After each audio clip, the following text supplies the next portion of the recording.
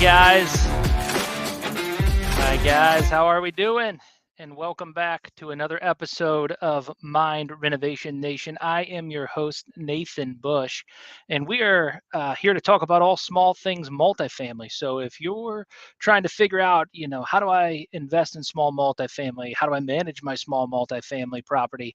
How do I research the markets for my small multifamily property? This YouTube live cast and Facebook live cast has all of the information jam-packed every Friday. So that's where we come once a week. Every Friday, we hop on and we discuss all things small multifamily. And today, we are going to be talking about a topic that's near and dear to my heart. The red flag number four, the basement. And today's show is going to be all about the basement. Before I do that, I have a couple of announcements on the show. I just want to make sure that I keep you guys up to speed with what's going on and what's some places that you can get more information like this if you're looking to facilitate and grow your understanding of investment real estate. Number one, for those of you that have been looking for the St. Charles County Real Estate Investors Association that meets at the Walnut Grill the first Wednesday of every month, July and August, there was a bit of a hiatus.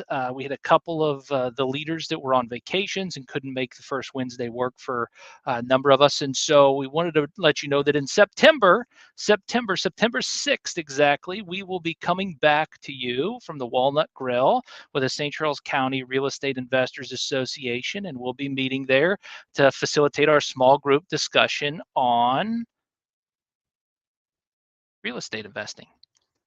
Then, for those of you that come to Tours and Pours with me through the Make It Happen multifamily, hosted by Lee Fjord and Megan Fjord, we are extremely excited that they have their first ever virtual tour that they're doing at the Social Bar and Grill in Soulard on August 17th. So if you want to come and learn all about real estate investing, small to large, whether you've got 0 units or maybe you're like Lee, where you've got more than 500 units. And he just bought a new apartment community, which is interesting. So I think he's up in the 600 units now, maybe. Anyways, I'll leave that for Lee to discuss, but he's going to be doing his virtual tour of a property in Pacific, so we won't have to drive all the way down there. You'll be able to see it on the screen, and that'll be interesting. It's the first time Tours and Pours has ever done a virtual tour, and we'll see how that works out for you. So come out and hang out with us, and we'll share and learn all about real estate investing. And then I wanted to let you know too, I am still in the process of finishing up and formalizing my book on small multifamily mastery. And we're going to be talking in that book specifically about your guide to spotting these 35 red flags. So I'm going through a number of these red flags. And today we're going through the red flag of the basement. And so we want to make sure that you get all of the information that you need in order to be successful as a small multifamily real estate investor. And so we're going to be talking today specifically about the basement. And I actually have here, don't get trapped in the upside down, because today's topic and theme, along with the basement, is Stranger Things. And today we're going to deep dive into the essential aspects of evaluation, red flag number 4, the basement. We're going to be exploring these pitfalls, challenges in the basement, and you're going to learn how to use your detective skills to spot hidden issues that could turn into investments that turn your investments upside down. So we're going to draw parallels today from the show Stranger Things. And we're going to make sure that we cover the importance of inspecting the basements in your small multifamily property. We're going to go over those potential red flags to look out for in the basement specifically. And we're going to tie this all together using the Stranger Things theme. And so to get started, I like to use a quote to frame a lot of the teachings and trainings that I do in my life and with my team and with a number of organizations that I work for and do trainings for. And this quote here came to mind when I was thinking about the basement. Friends don't lie. 11 says in Stranger Things, friends don't lie. And this theme has continued from season to season, show to show, is 11's talking about how friends don't lie. Uh, I'll tell you a story. A number of years ago, I was buying a single family home and we had purchased it. And we sent our contractors in to do renovation. We saw a little water on the floor on the bottom right-hand side of the basement. And so when we started to peel back the drywall to figure out where this leak was coming from, lo and behold, we found that there was actually a fake wall in place. That's true. There was a fake wall in place. The previous owner, instead of fixing the basement issue that was there, just put up a fake wall, and it got through all the inspections and all of the disclosures until we had such torrential downpours that the water actually started pouring through that drywall into the basement. Don't be like that owner that sold us that property. Don't put up a fake wall to fix your basement issues. Here's the truth. If you have foundational issues, disclose it when you're selling the property. That's the right thing to do. And so as we're facilitating community around a couple of moral principles, because when we do the right thing, guys, it always works out in the long run. You might make a few bucks in the short run, but it will always catch back up with you. And so that's one of the things about the basement that's so important. Our foundation internally as real estate investors is so critical. Don't hide, don't cheat, don't manipulate, don't steal. Do the right thing in every transaction, and you'll find that when your personal foundation is correct, it makes your real estate investing career that much better, because those things that were haunting you don't catch up to you and start to eat and rot away with you, like what happens in some of these basement issues that we've been talking about. So let's talk about the first thing that you should check in the basement. When you go into the basement, what are you looking at? Well, what I like to check out is the stacks and possibly the sewer lines. If I can get a camera through those sewer lines, that's fantastic. Um, is the stack cast iron? That's the first thing that I'm looking at, right? Is it a cast iron stack or PVC? Has it been painted? I don't know how many stacks in St. Louis get painted, but for some reason I see them all the time. Is it pitted or blistered? That might indicate that it's in a poor condition, and poor conditions can lead to water flow and drainage problems and leaks in your stack. So you do not want to see this in the basement. You'd prefer to see a brand new one put in. And just because there's an old stack in there that's pitted or has some issues, or maybe it's been painted over, doesn't mean that you don't buy the property. It means this is the kind of the first thing that I look at when I first walk into the basement. For some reason, it's always the thing that catches my eye. And I just have to know that if it's an old stack like this, then maybe there's other things that are old inside the house that could be going on inside that basement. But if it's the only issue in the basement, then it doesn't necessarily mean that it's a bad buy either. It's just one of those things that you have to evaluate, right? Because these things do stack up, for lack of a better word. All right, basement floor inspection. Basement floor inspection. So this is the next thing that we're going to look at as we're going through the basement today. And so what are we looking for when we look at the floor? Well, we're looking for cracks that are larger than 1/8 of an inch. They could be portals to hidden voids caused by water activity. And so you're always looking for a 1/8 of an inch crack. And drops of on one side of the crack where the floor is uneven indicates a void under the cement floor. So water activity may actually cause structural damage in the property. And if you think back, remember back in Stranger Things, the mind flayer you could see the wall that was open towards the portal to the upside down, and the vine started to grow through. Well, 1/8 of an inch crack may indicate the mind flayers on the other side. So just a caution, if you see a crack like this in the basement floor, it might be something that you're considering in your evaluation process. Just because we see a crack in the basement floor also doesn't mean that it's not repairable and not fixable, but now we have a stack and a crack. So let's continue on with this property. All right, so what else are we looking for in the basement? Well, I'm looking for watermarks and mildew. Nobody wants to be in a basement that smells like the upside down, guys. Use your detective skills, your nose. Look for watermarks and mildew inside that property. And if you get that musty smell just take it as a sign that there's other issues to come with that property. So if it's musky in that basement, guys, I'm telling you, you've got to pay attention when you go into these basements. You want to make sure that you're not going to have issues down the road long term with these properties. So we are talking today all about the upside down. No, the basement, the basement. We're talking all about the basement, and we're utilizing the theme of Stranger Things to help us better understand friends don't lie.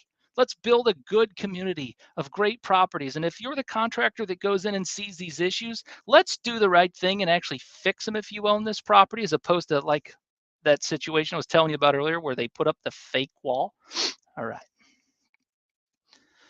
All right, here's the next thing. Check for cracks and leaks in the walls. So just like the upside down, the basement has hidden secrets. Look for horizontal cracks in the walls. So not just on the floor, but look for horizontal cracks in the walls, and look for water leaks around basement windows, These hidden pathways could lead to serious potential property issues, guys. The water in the basement is bad. So water bad in basement for sure.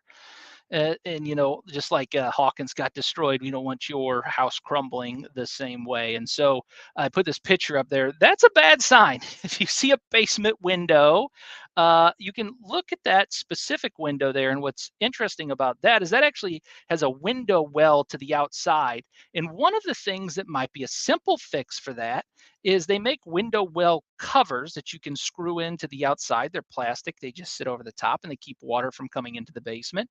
But this basement is actually below ground. The window well is actually um, causes the water to sit below ground level, and so the only place it has to come is inside. And so these window wells soak up water and can cause them to drain into the basement, causing additional damage in water and smell. And we call it in this industry unidentified fungal issues in the basement. Just make sure that you're protecting the walls and the windows in the basement. All right. Homemade repairs. This I would tell you it's my favorite, and I'd like to put a whole bunch of pictures of homemade repairs up for one of these shows, and we could just go through. Don't be like this guy, be like that guy that does it correctly. However, just pay attention to homemade repairs. Be real cautious of DIY repairs. I'll tell you, in one of the properties I bought, the owner was notorious for doing his own handyman electrical work, and in some of the cases. Um, Things had to be rewired in this particular home because the owner was notorious for doing his own electrical work that we bought it from. Um, Also, DIY repairs might indicate structural issues. So just like this property here, there might be some additional structural issues going on with that DIY repair that you see over by the electrical panel there. So just be cautious of homeowners that have DIY repairs. All right. Damaged tiles on the floor. Damaged or chipped tiles can be problematic for renters. So we want to make sure there's no damage or chipped tiles on the floor. This is another thing I'm looking for in the basement. Removing damaged tiles can be costly and difficult because sometimes these are glued to the floor. Sometimes these damaged or chipped tiles are sitting on top of floating floors. And so this is what you're looking for in the basement. Do you see tiles that are damaged or chipped or popped up? It also could be indication of maybe tree roots growing into the basement or a number of other things that could be foundational with that property. So you just want to pay attention to these things. Pay close attention when you're going into the basement. Again, one issue in the basement of these might not be a problem. Just like when we were talking last week in red flag number 2, the bad market, just because you have one bad house on an entire street doesn't necessarily mean that entire street or that market is bad. That might be the opportunity. In these basements, just because we have one of these issues doesn't make it a bad buy. It just means that, if you have all of these issues compounding, it might get really costly to fix this property and get it rentable. All right, here's the next one. The furnace and the water heater inspection. So this is something else that you're going to want to look at when you're at the property in the basement. Typically, the furnace and the hot water heaters are in the basements of a lot of these small multifamilies. Not always, but for the most part, they usually are. And so the furnace and hot water heaters are like the heart and soul of the entire property. I have basement up there, but it's really the entire property. So rust on these components can be a sign of water issues. So keep a close eye on the furnace and the hot water heater. And just check out the flue on that hot water heater. This might be piped a little bit incorrectly. And if you look at the drainage tube, it's not draining to any place on the floor. So just pay attention to some of these things, right? You want to make sure that there's proper transitions, there's proper piping, things are set up correctly, and that you don't have electrical wires running underneath your hot water. Just pay attention to these things whenever you're in the basement. All right, electrical box check.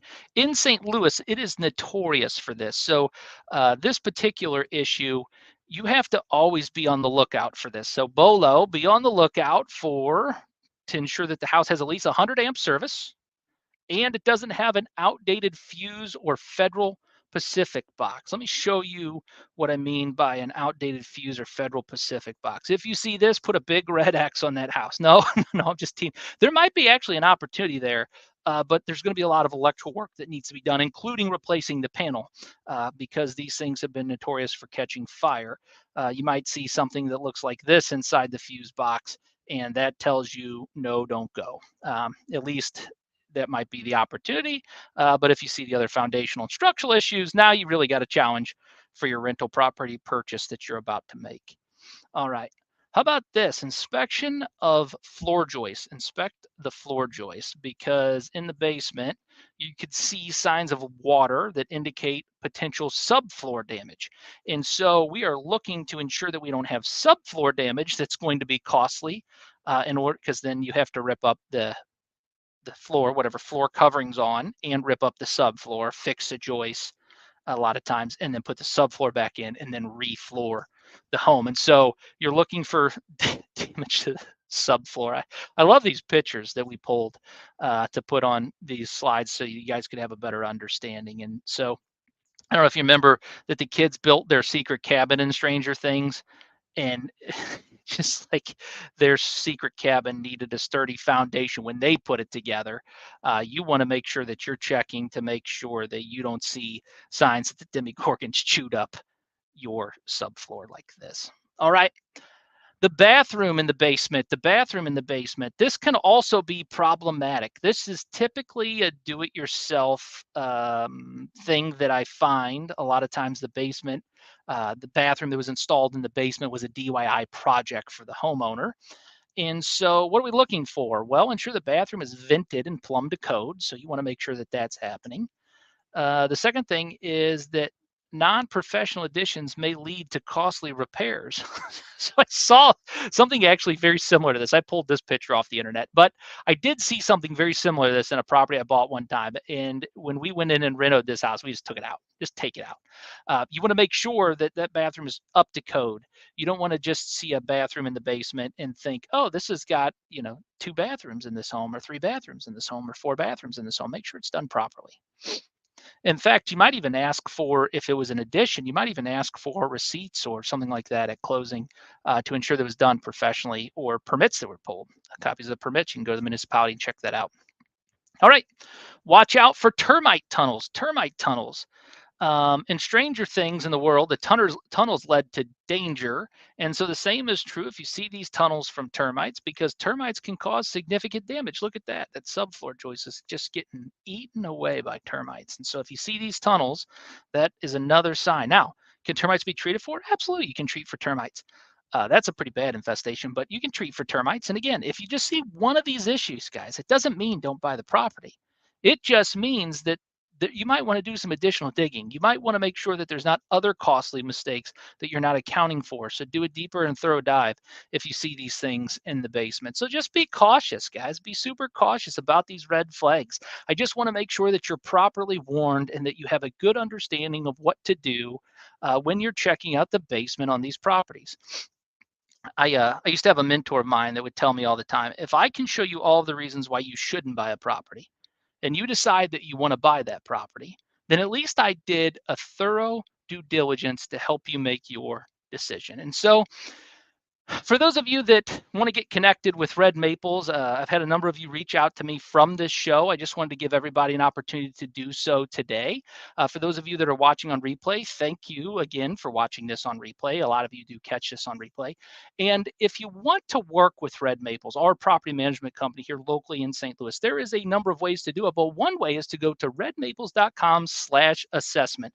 And we do, for investors that are thinking about moving their portfolio in St. Louis, a completely free assessment where we're going to underwrite every management transaction anyways before we bring you on board. But you'll submit your portfolio on that spreadsheet that you see on the far right-hand side of the screen. We'll pull rental comps, write a budget, and if you have over 15 units, we'll actually look at the investment ratios as well together to make sure that you're on path and that everything's healthy in your portfolio before we bring it on. We actually try to identify a number of things that might be costly mistakes that you're making within the finances so that we can fix those things prior to management, so that you have smooth management operations and receive the passive cash flow that you've been looking for off of your rental investments. So that is redmaples.com/assessments. And for those of you that have joined me on this show today, I do want to say thank you to you. Thank you for taking the time to watch our show. Make sure that if you're watching this on YouTube, that you subscribe and hit the notification bell so that you get the notifications when the new shows come out. And if you're watching this on Facebook, make sure you share the show. Share the show with a friend if you've got something out of this.